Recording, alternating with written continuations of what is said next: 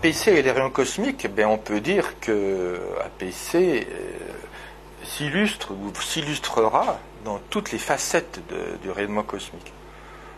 D'une part, bien sûr, en détectant les rayons cosmiques d'ultra haute énergie avec l'expérience Auger, qui commence à donner des premiers résultats et qui sera complet d'ici quelques mois, quelques années.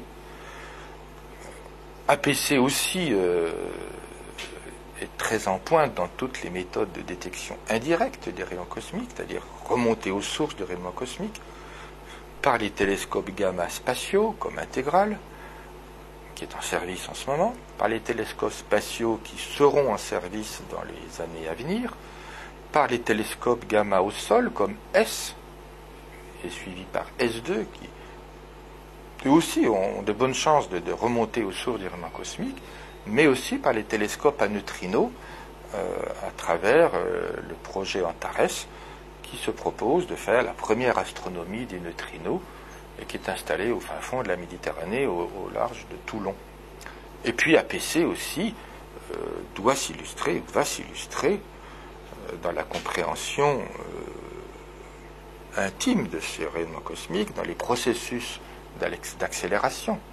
Là, c'est un pan où il faudra faire des efforts de modélisation.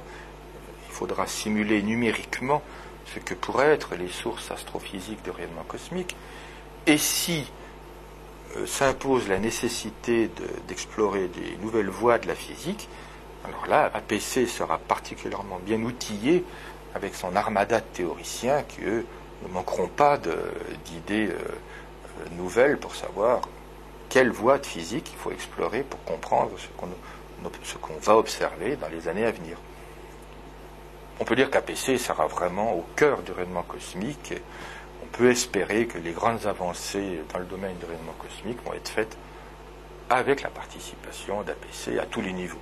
Expérimental, modélisation, observation astronomique, théorie.